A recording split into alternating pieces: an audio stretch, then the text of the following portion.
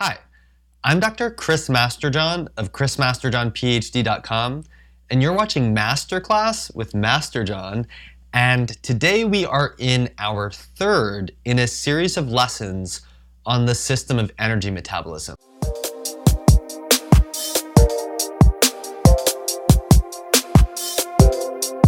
Ketogenic diet has neurological benefits.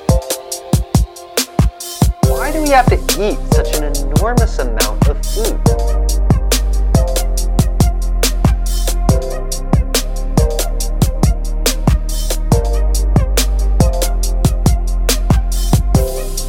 Complex science, clear explanations. Class is starting now. And today we're going to look at an overview of cellular respiration, which is the portion of our energy system that we need to use oxygen for, the oxygen coming from the air that we breathe. And the reason we're going to start here is because this is the point at which any source of fuel shares its metabolism in common. In other words, we could eat protein, we could eat carbohydrate, we could eat fat, and each of these will have specific metabolic pathways that all lead to the point that we're starting with today. And then everything else is shared in common. So let's look at the commonalities between our different sources of fuel first, and then later we'll talk about the differences. And in the course of doing that, we'll be able to talk about, does it matter whether we eat this or that? What's shown on the screen is the overall goal of the catabolic portion of metabolism, known as catabolism. And this is how we get useful energy from food. We're showing sugar on the screen. This could as easily be protein or fat. And by and large, what we're talking about in the body for sugar is actually glucose. There's a bag of sugar, which if it's in your cabinet is probably going to be sucrose, but those details aren't that important. The important thing is the overall reaction is the same in your body as if you set a bag of sugar on fire. If you set a bag of sugar on fire, then you're going to take the sugar and you're going to take the carbons and release them as carbon dioxide. And left over from that, you're going to have water. You won't really notice the water because it'll evaporate, and you won't really see the carbon dioxide. It's going to be in there with the smoke. All the energy, though, is lost as heat. You couldn't do anything useful with it because you didn't burn the sugar in a way that directly coupled the release of energy to reactions or processes that require inputs of energy. Now, this combustion reaction is also almost the same as what you do to octane in your gasoline when you drive a car. And octane is a slightly different molecule, but still, you're ripping it apart using oxygen, releasing carbon dioxide and water. If you think about how the car uses fuel, if you wanted to release all the energy at once, and I don't recommend you do this at home, but if you were to release all the energy at once, you would light the gas tank on fire and the car would blow up. Once again, when you release all the energy at one time, good luck getting from point A to point B. Instead, what you do in that car is you slowly burn tiny amounts of fuel at a time. And it's just such a small amount that the machinery is able to very effectively harness the energy in that small amount of combustion and use it to get to from point A to point B. So in our bodies, what we're doing is something very similar to that, only we're doing it way more efficiently than the car. Like we said in the first lesson, that cars may be harnessing about 20% of the energy. We're harnessing 50%, but we actually can't harness that much more than 50% because we have to release large amounts of heat into the environment to compensate for the order being created within us. So we're operating way more efficiently than the car, but we're taking a similar approach in the sense that if you look on the left here, we are taking oxygen from the atmosphere and we're releasing a little bit, and we're releasing a little bit, and we're releasing a little bit, and so on and so forth. And each time we release a tiny bit, we get a tiny amount of energy that can then be harnessed effectively and efficiently to do work. And we have these tiny little activation energies at each point that our enzymes can allow us to go forward using the energy of body heat alone. In burning the bag of sugar, we have this enormous activation energy that we need to overcome by lighting it on fire. And if we had to light ourselves on fire, I think it's pretty obvious why that would be a bad approach to energy metabolism. So when you look at why are these processes so complicated, one of the basic reasons is that they have to be series of many small steps in order to, number one, allow the activation energy to be met with the tools we have at our disposal, and number two, to allow the amount of energy released to actually be harnessed efficiently. As we'll also see as time goes on, having many, many steps also allows us enormous flexibility of what to do with those fuels, because it's very frequent that we don't actually want to take something and fully oxidize it for energy. We actually want to break it down partly and then go do something else with it. And so that's a benefit we'll explore in later lessons. When we're looking at what all fuels share in common when they're broken down, we start with acetyl-CoA. Now, whenever we talk about acetyl-CoA goes into this pathway, acetyl-CoA goes into that pathway, what we really mean is that the acetyl group goes into the pathway. CoA, or coenzyme A, is just a carrier that brings the acetyl group from one place to another. And the acetyl group is really a derivative of acetate. So we can think of acetate as riding on the CoA train. If we look at the structure of coenzyme A, we can see that it has pantothenate in it. That's vitamin B5. This right here accounts for the role of vitamin B5 in energy metabolism. It has ADP in it, adenosine diphosphate. Why is that there? Actually, that's kind of a curiosity. It's kind of a mystery. If you look across all the different energy carriers, they all have ADP there, and we don't really know why, but there's a hypothesis that this is actually it's sort of like a vestigial organ of these carriers, just kind of like some people have thought our appendix is a mark of past evolution. That's the current thinking with the energy carriers as well. Anyway, we have some other things going on here. We have sulfur at the end. That sulfur is what's going to bind to anything that coenzyme A can carry. And right now, what it's carrying is the acetyl group. If you look in the upper right corner, what you see is a space-filling model of coenzyme A attached to the acetyl group. And one thing that you can notice from this is the acetyl group is tiny compared to CoA. CoA is massive. And, well, that's kind of what you would expect if you're viewing CoA as the train on which acetate as the passenger is being carried. Any vehicle that you step into is going to be much larger than you, especially a train. Now, CoA can carry a lot of things, not just acetyl groups. And there's a general pattern shown on the bottom where any kind of carboxylic acid, which is something that has a carboxyl group, this pattern of C double bonded to O, bound to OH, any carboxylic acid can be bound to coenzyme A through dehydration synthesis.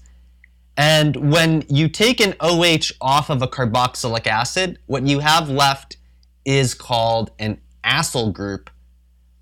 And if you take a carboxylic acid and you take the OH here and the H from the sulfhydryl group or SH group of coenzyme A, that H will combine with the OH to make water, and what you'll be left with is an acyl-CoA. Now, this R can be anything. So there are many different acyl-CoAs. Acetyl-CoA, shown at the top, is just one of them. And that's where this R is replaced by the acetyl group. So acetic acid could be bound to coenzyme A through dehydration synthesis, and you'd get acetyl-CoA. If you were to hydrolyze that bond, the water would come in, break it apart, and H from the water would reconstitute the SH group of CoA, the sulfhydryl group, and the OH would reconstitute the carboxyl group of acetic acid. But that acyl-CoA could be many other molecules. As we look later at fatty acid metabolism, we'll see that if we had palmitic acid, a 16-carbon fatty acid, it would be a carboxylic acid. It could be attached to CoA through dehydration synthesis. It would be called palmitoyl-CoA, and that would be a specific form of acyl-CoA, just like acetyl-CoA is a specific form of acyl-CoA. Now, in metabolism, we're not actually binding acetic acid itself to coenzyme A usually. Overwhelmingly, what we're doing is through complex metabolic pathways, we're stripping off 2 carbon units from glucose, or from fatty acids, or from certain amino acids. And we never actually have free acetate floating around. What we have is this 2 carbon unit transferred from one intermediate onto CoA to generate acetyl-CoA. And it's a good thing that we don't have lots of acetate floating around, because acetate is very volatile. If you look on the left, you can see vinegar, which is about 5% acetic acid. And vinegar has a very distinct smell to it. The reason it has that smell is because of its acetic acid content. Acetic acid can't smell like anything unless it evaporates from the vinegar, travels through the air, and gets into your nose. To the right of that, we have 100% acetic acid that's used in the laboratory. This doesn't just smell, it stinks. When I was in graduate school, we used to use that in the laboratory a lot, and if you didn't open it directly under a chemical fume hood, then within seconds, someone in the next room over, around the corner, would say, "Hey, what's that smell?" It doesn't just smell, it stinks. And again, it reflects the fact that acetate is so volatile. Why is it volatile? Well, part of the reason is because it's so small. If you think within your body or within a jar of acetic acid that's on a countertop or wherever, you have some homogeneous amount of energy that can move any of the molecules in that jar, or in our body, any of the molecules in our cell or our blood, and they're all kind of moving around with that constant amount of energy. The molecules that are smallest, that have the least mass, are going to get pushed around more forcefully by the same amount of energy. Think, for example, if you were to throw a Nerf ball, or you were to throw a bowling ball, or you were to throw a couch. As you go up in mass, you're going to have a harder and harder time making that thing move. The Nerf ball, if you apply a small amount of energy, you can probably throw it across the room. The bowling ball, you apply the same amount of energy to it, tiny amount, it's not going to really go anywhere. The couch, you're going to go, you're going to ask for help. I hope you're not throwing couches around, but if you were, you would probably need help. So When we have something that's super, super small in the body, and because of that and whatever other chemical characteristics, it's really, really volatile, it's really important to have a way of weighing it down. In the last 2 slides ago, we saw that coenzyme A is massive compared to the acetyl group. And so one of the benefits of attaching the acetyl group to CoA is that it prevents it from evaporating. Imagine if we didn't do that, we would have 2 serious problems on our hands. One is that if all the acetate is evaporating and going through our lungs and we're breathing it out into the atmosphere, we're going to be really tired all the time because we're not going to be able to derive any energy from that. The second problem would be social. If you constantly smell like vinegar, it's going to be kind of hard to get people to want to spend time with you. The other benefit of coenzyme A is that it helps direct the acetyl group into the downstream metabolic pathways. Now, if we look at the acetyl group, what are we going to do with it? Well, we know that the overall goal of metabolism is to take carbons and release them as carbon dioxide, the purpose of which is to take the energy in the chemical bonds and bring it to the electron transport chain to harness it to make ATP. And in the first lesson, we saw that ATP synthase uses the energy in a hydrogen ion gradient. So we're also going to want hydrogen ions. If you look here at the acetyl group, you see that there's 2 carbons. We need to release those carbons as 2 carbon dioxide. Where we're actually getting our energy from is from the electrons in the acetyl group once they're ripped apart. The whole process of going through the TCA cycle, through the electron transport chain, is one where these electrons are progressively going from higher energy states to lower energy states. As they do that, they release energy. So we can say thermodynamically this happens spontaneously. The delta G is negative, it lowers the order, and it releases the energy. Now, what exactly does it mean for an electron to be high energy versus low energy? Well, like we talked about before, there are various attractive forces of nature, and things spontaneously move towards things that they're more attracted to.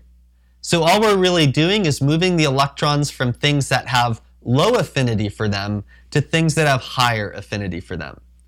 Now, it's pretty difficult to look at a molecule and predict how tightly it's going to want to hold on to electrons, but we can measure it.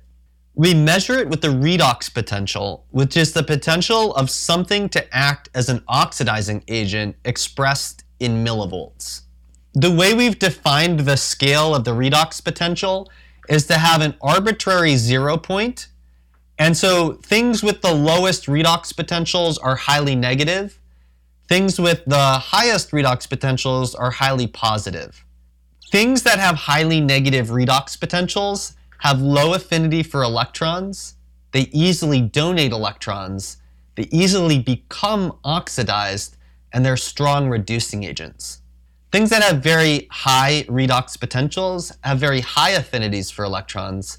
They easily accept electrons. They easily become reduced, and they are strong oxidizing agents. Electrons spontaneously move from things that have highly negative redox potentials to things that have highly positive redox potentials. Our acetyl group is going to be carried on the CoA train first to the TCA cycle. The TCA cycle is where we rip apart the carbons to release them as carbon dioxide, and then we have to bring the hydrogen ions and electrons to the electron transport chain. These hydrogen ions and electrons get loaded onto vehicles in the same way the acetyl group was loaded onto coenzyme A. Only here, maybe we could think of the vehicles as buses, like the way you would take a train somewhere and then get off and have to get on the local transportation system. And the buses are NAD plus and FAD. NAD plus, again, we see ADP. We also see ribose. This is part of that evolutionary mystery. But what we see also is niacin. Niacin is vitamin B3. And we'll see niacin in some other contexts, but NAD plus is one of the two key things that niacin is doing in energy metabolism. Our other bus is FAD, and you can see FAD over here. It has riboflavin, which is vitamin B2. We'll see riboflavin in some other places in energy metabolism, but this right here is accounting for one of the major contributions of riboflavin to energy metabolism. Again, we see ADP, again, this evolutionary mystery of why ADP is showing up over and over again in all of these different energy carriers. When these buses are empty, they're in their oxidized state. That's when they're NAD plus or FAD. The passengers are hydrogen ions and electrons. To add an electron to something is to reduce it. So when the passengers are on the bus, then these energy carriers are in their reduced states. Overall, NAD plus can carry 2 hydrogen ions and 2 electrons. One of those electrons neutralizes the positive charge. The other electron helps glue one of the hydrogen ions to the molecule as NADH. One of those hydrogen ions is left over and just floats around in the solution. FAD also can carry 2 hydrogen ions and 2 electrons to make FADH2. Any compound that carries electrons can be thought of as a redox couple. We call it a couple because it can exist in an oxidized state, for example, NAD+, or a reduced state, for example, NADH. So we say that NADH / NAD+ is a redox couple.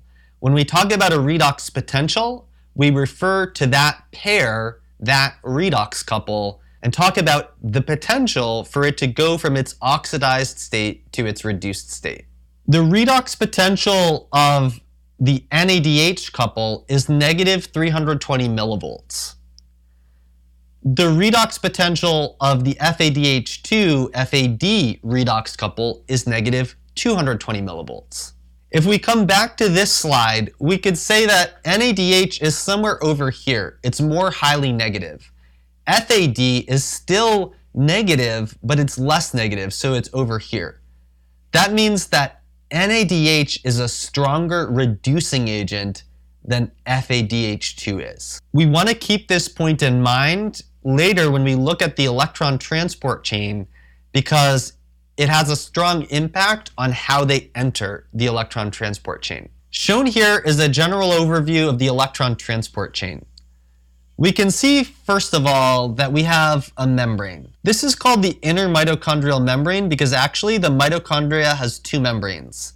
Although not shown in the diagram, there's actually a second membrane right at the top of this diagram that constitutes the outer membrane. Everything else is happening inside the mitochondrion, and this area to the bottom of the inner membrane is called the mitochondrial matrix. The reason that we have 2 membranes is that this space here has to make it really easy to concentrate hydrogen ions.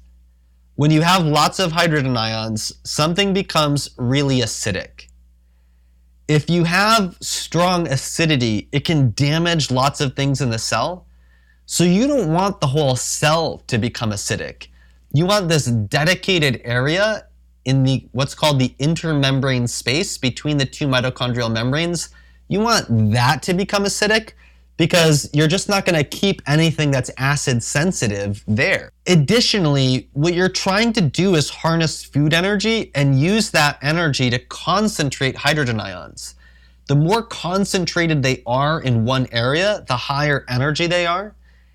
And so if your area that you're trying to put them into is very small, you can very efficiently increase the concentration there. If you didn't have the outer mitochondrial membrane, you'd have this vast space within the cell, and you'd be trying to use energy to pump hydrogen ions there, but they so easily diffuse that all that energy is so easily dissipated. So how do we get the energy from the food to make that hydrogen ion gradient? Well, we have 3 proton pumps in the mitochondrial membrane, and these are called complex 1, complex 3, and complex 4. The reason we skip 2 is because there's actually a complex 2 that doesn't act as a proton pump. When I say proton pump, that's the same thing as saying hydrogen ion pump. A hydrogen ion is nothing other than a single proton.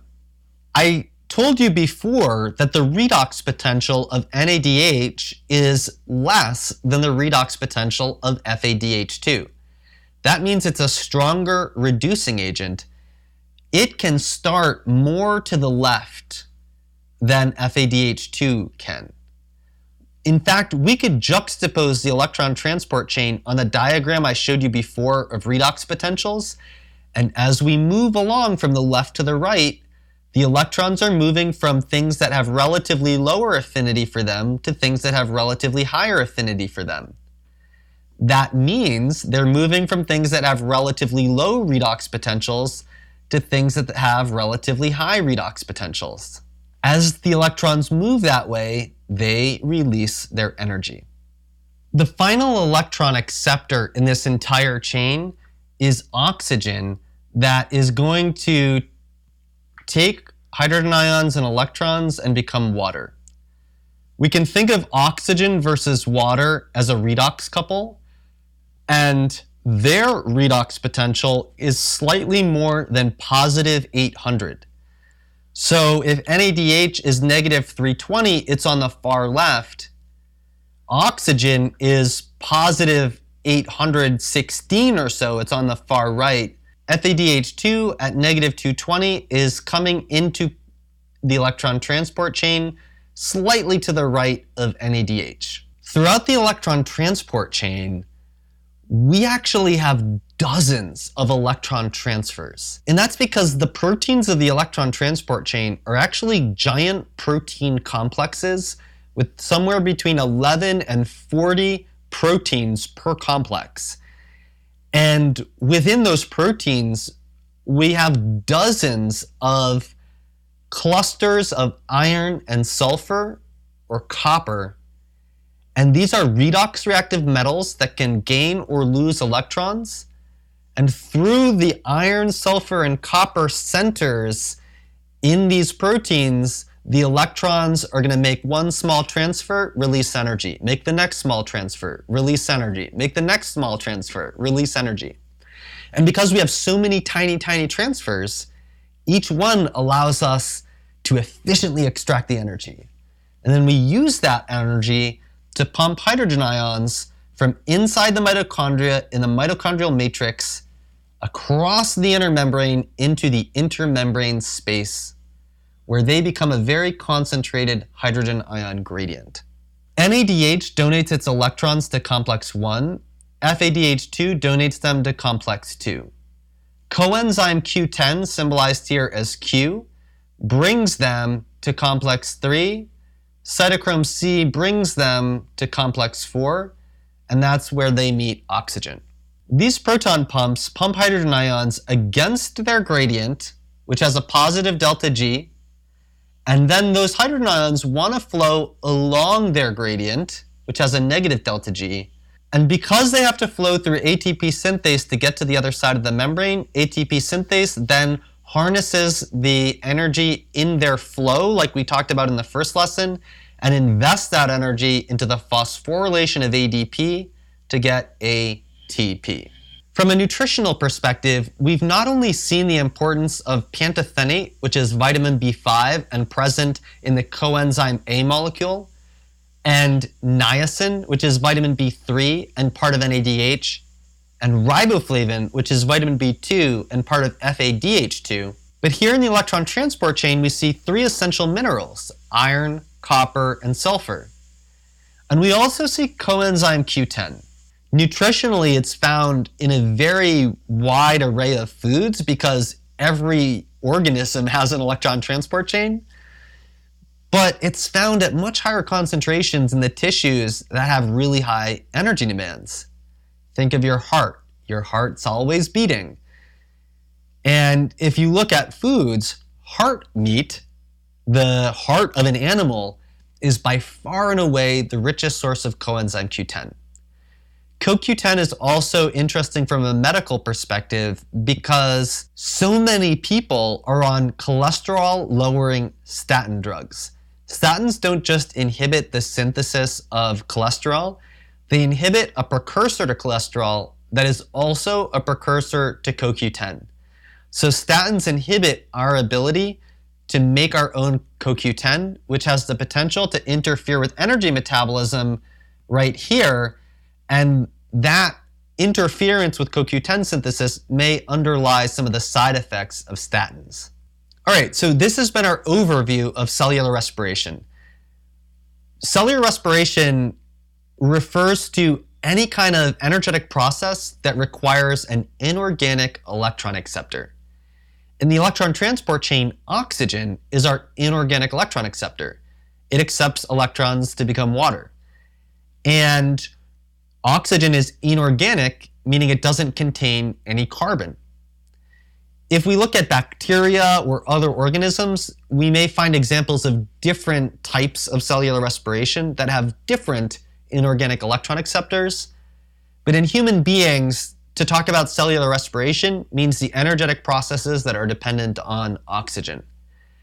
Now, you notice in the TCA cycle, we don't actually directly use oxygen. The reason that we put the TCA cycle in with the electron transport chain is for reasons that we'll talk about in the next lesson.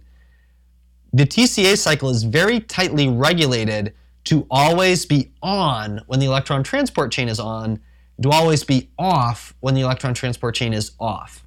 And the reason that I started with cellular respiration, once again, is because these are the processes that no matter what we're eating, whether it's carbohydrate, protein, or fat, they all come in through different metabolic pathways that lead into this one. And what we talked about today is what they share in common. The audio of this lesson was generously enhanced and post-processed by Bob Devodian of Torian Mixing, giving you strong sound and dependable quality. You can find more of his work at torianonlinemixing.com. If you want to continue watching these lessons, you can find them on my YouTube channel at youtube.com/chrismasterjohn. You can also find them on my Facebook page at facebook.com/chrismasterjohn. You can also find them at my website at chrismasterjohnphd.com/biochemistry, where you can also find the slides and transcripts for each lesson. All right, I hope you found this useful, and I hope you enjoyed it. Signing off, this is Chris Masterjohn of chrismasterjohnphd.com. You've been watching Masterclass with Master John, and I will see you in the next lesson.